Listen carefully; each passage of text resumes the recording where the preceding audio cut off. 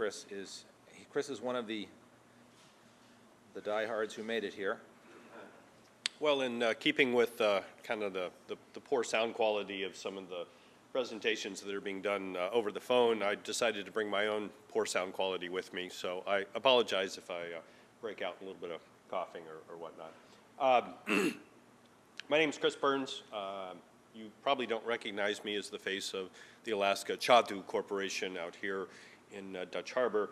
You recognize Corey Nelson, of course, who's our local representative. But I'm the preparedness manager and have managed to hang around for about 13 years at the Alaska Chadux Corporation. Please excuse me if I don't get the Aleut right, and we tend to lapse into something that sounds a little more French than Aleut. No disrespect intended. I'm going to talk a little bit about local resources and kind of use vessels of opportunity as the mechanism, talk about how we use local resources in spill responses. We're going to talk about our program, some issues with using vessels of opportunity, how we go about selecting and vetting vessels. There's some training issues that we need to address. We're going to talk about vessel management and then actually how we actually use the vessels on a particular response. Excuse me. So the program is about 3 years old. It's been in an ad hoc status for quite some time, but we've been formalizing it a bit over the past couple of years, and about 3 years ago, it's in its current form, although it's continuing to grow. And one of the things we did, like most programs you set up, we set out some early objectives. Promote safe, cost-effective response activities. We want reliable and timely access to response vessels in region. We want to limit risk and liabilities to all the parties. That includes us. That includes the people who are providing the vessels for us. And that also includes the responsible party who's in the unfortunate situation of having caused an oil spill that we're having to respond to. We want to make sure that we've conducted appropriate training so people, again, can work safely and effectively. And the last step there is quantifying our response capabilities. This is kind of turning the system into something that we can put in a contingency plan. And that's moving it from the ad hoc basis to we actually can have people list these resources in the plan. That part is still in process, but we're getting better at that. As it exists today, the program has about 30 vessels in it in the communities that you see up there. The interesting thing about this is, well, there's a couple of interesting things. One, a number of those communities already have vessel of opportunity programs. SERVs and CISPRI have them, so there's some overlap with those. But then you go to places like Nome and out in the Aleutians, there has been no formal program out here, so we're kind of trying to come up with something that works in areas where there's an existing program, but also in areas where there's been nothing. Homer, the yellow hub there, is a brand new one. We just established that this year. We've identified vessels and started discussions, but those vessels are not formally in the program. I guess the other thing about this, not the greatest map of Alaska, but you guys are all familiar, very familiar with the scale that we're talking about here. And this kind of gives you the indication of why we need a vessel of opportunity program. Basically, except for southeast of Alaska, we provide coverage in all those regions. And in order to do that cost effectively, we really can't have a whole bunch of stuff in a whole bunch of places. If you have something in one place, it's not ever going to be in the right place. And so when we're trying to deal with things, especially from a contingency planning perspective, you've got to have a lot of resources in a lot of places. The most cost-effective way to do that we have been doing for quite some time is we try to work with local resources. And vessels of opportunity, the ability to get out on the water, local platforms, area knowledge, those are all very, very important. So that was one of the big driving forces behind this program, allow us to project our capabilities over a much wider area. The program has to work with the people who are involved in it, who are working with us. One of the big things about it, vessels are non-dedicated. So most of the vessels we're working with are fishing vessels. They don't traditionally do other things, and if they're fishing, that's their bread and butter. That's how they make money. So we're not going to get in front of that. We use a variety of vessel types, though, so we try to get around the problem of everybody's out fishing. If we use different vessel types, sometimes we can work around that particular issue. For those of you who are familiar with some of the other programs, we don't use the vessels in the same way. We use them in support of response activities, and then our vessel, our crew, our response teams are on the vessels as responders. So we're not training vessel owners and crew to be spill responders. We are training them to operate vessels in an area that they're familiar with, get us places where we can go do what we do. And that makes some things easier from the perspective of training and some liability issues, just some of the business considerations of putting something like this together. So for instance, if I just needed to move people around, if I needed to shuttle crew and get them from point A to point B, that's a different thing than we're actually doing spill response off of a fishing vessel. In the case that I just mentioned, you'd have to have a charter, licensed skipper and inspected vessel and all those sorts of things. The potential issues that we were addressing with all this is, again, safety is number one, both of the crew and the responders on the vessel. We're putting our people on a variety of vessels in remote places, and we want to feel very comfortable with it. And then we're also asking people to do things they don't normally do. They're fishing vessels, and we're telling them, hey, we need you to get here and do some spill response activities with us. We want to make sure that they're good at that. Availability, if we can't get vessels, it's not going to be a useful program. So there's a contingency planning requirement that our member companies have, and we want to make sure that we can get vessels all the time, or at least as much of the time as we can. Turnover is an issue. We wanted a program that was interesting to the people who are involved in it. We wanted to make sure that they continue to come back year after year, because turnover for us means getting familiar with new boats, new people, getting them familiar with the way we work. And so we wanted to keep the turnover to a minimum. And then again, we get back to this is business. We're back to liability and insurance and all those sorts of things. And so we wanted to make sure we had all those things ironed out. Basically what we were doing was setting expectations early on and setting up a process that we knew how we were going to get boats on a regular and reliable schedule. Excuse me. So the process for us, the first thing we needed to do is figure out what we needed. And basically what our primary driver on this is the contingency planning considerations of our member companies, the fuel facilities, the Delta Westerns, North Pacific Fuels, OSIs, the barges that deliver fuel there, the tankers that bring fuel in. Those are our clients. They have contingency plans, and we're written into their plans, usually at the worst case discharge level. So what are their needs, and how can the Alaska Chadux Corporation help them satisfy it? We also need to look at operational considerations. Some boats are easier to work off of than others. Some types of vessels are better set up. So we got our ops guys involved in that. And then the seasonal availability, again, you're familiar with everybody empties out of the harbor. So we tried to look at different vessel types with how we kind of addressed that.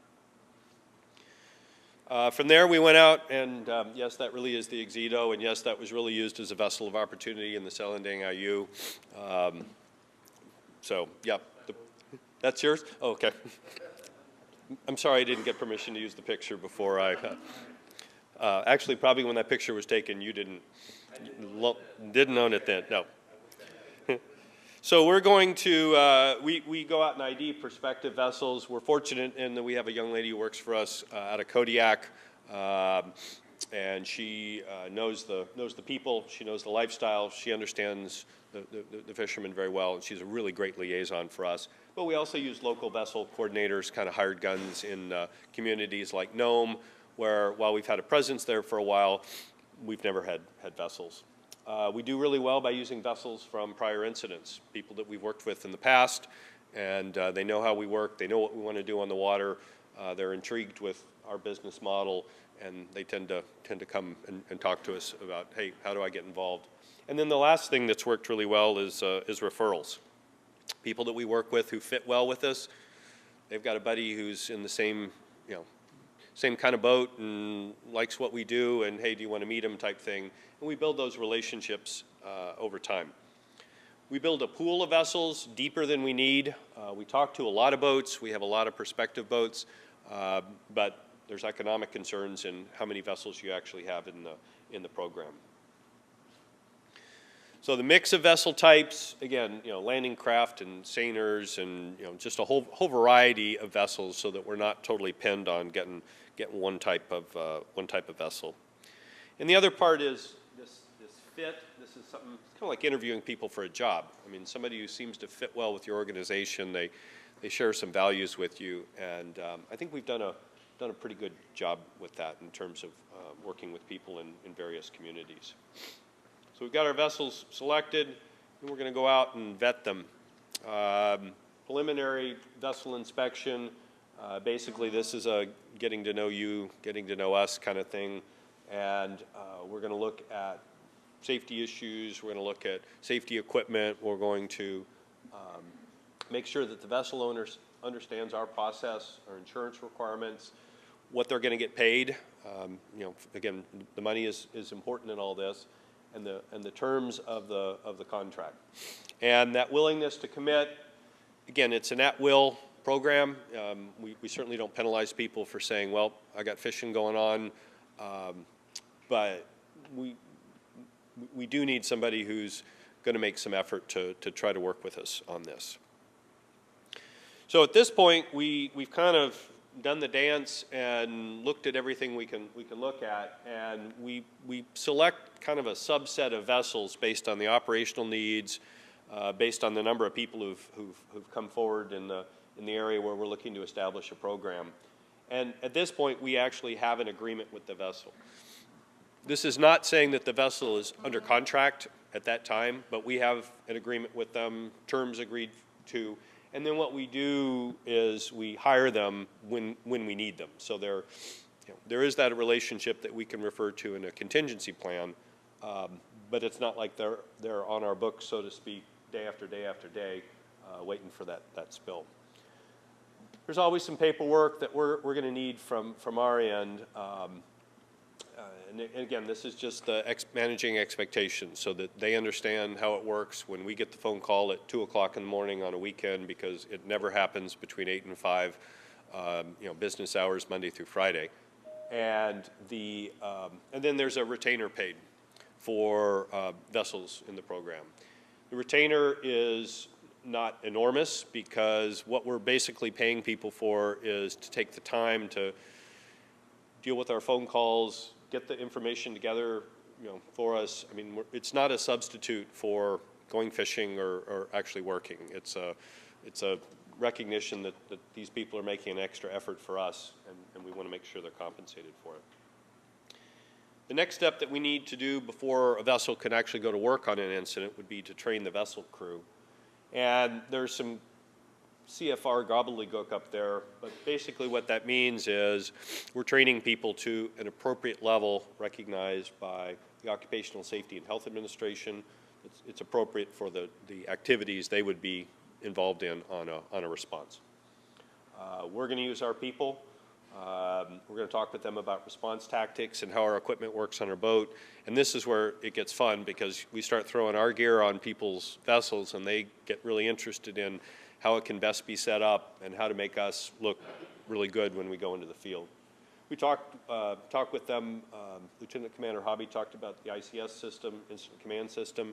We tell them how they fit into the whole scheme of things, how we're going to communicate with them, and then we review safety and emergency procedures. And again, they're taking time out of their regular schedule to do this, so we are going to reimburse the vessel owners and the crew for the training time. But at this point, we've got a vessel that we have a contractual relationship with. We have the crews trained, and then it becomes the waiting game. And I know I've seen a couple of pictures of the Selendang IU pop up in presentations out here. I think you guys understand pretty well how long that waiting can be. And that's one of the other reasons we have a business model like this. That I mean, we're dealing with irregular, improbable, but not impossible events.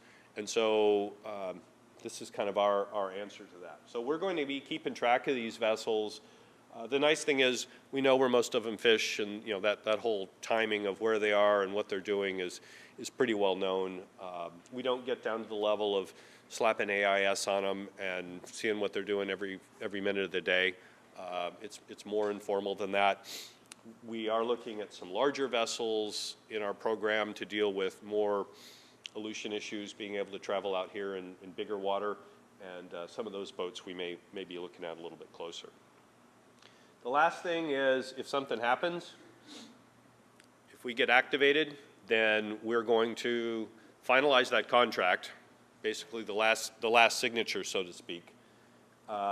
We're going to do a quick pre-inspection, kind of the rental car checkout before we pull away from the parking garage kind of thing. And we're going to load our stuff on, we're going to load our people on, and we're going to go to work. Again, the response activities are containment, on-water recovery, supporting wildlife rehab activities and things like that. The last item on there, demobilization, getting people kicked loose from the incident and getting them back to what they do in their regular business. That one's actually more important than you might think. We want to. The last thing anybody's going to remember about us is, you know, when they sailed away from the dock and we waved goodbye kind of thing. And we want to make sure that that we've put everything back right, and that the people were happy working with us. We hired a number of vessels out here for the Selendang. For the most part, it went smoothly, but we did have some vessels that got a little banged up, and we ended up having to deal with that. And it's important to take care of those things and get things right.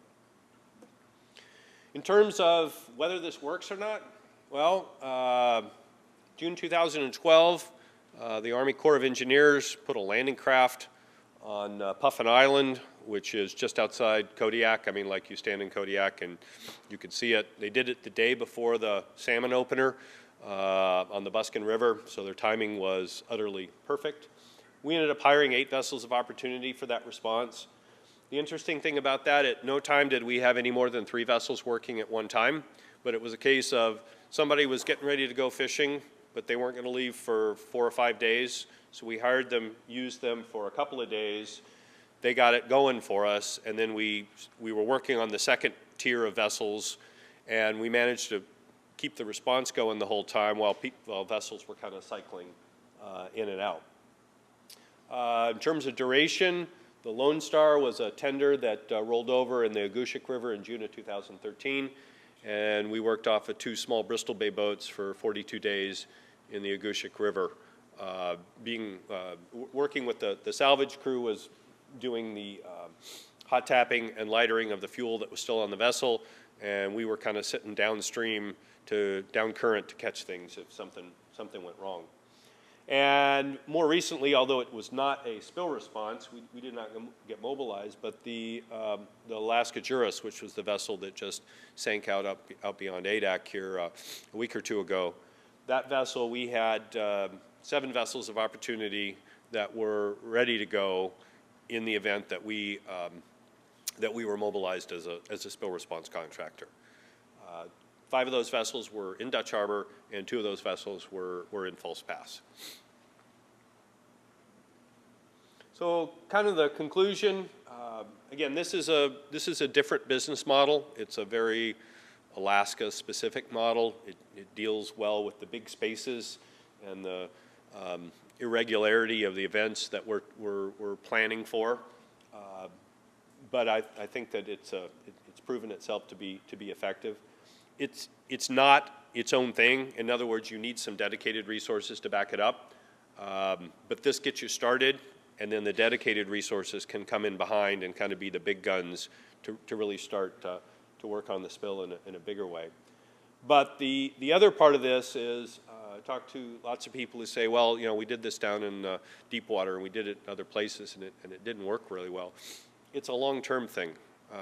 Chadaux's been, you know, out in Dutch Harbor for 23 years and you know, we've got a track record. You've got to talk to people over time. You've got to develop the relationships. You've got to get people to realize that you're going to come back year after year after year. You can't just say, hey, there's a big spill out there. Here's a pile of money. Do you want to go to work for us? That will motivate some people. But what we want is somebody we can work with over long periods of time.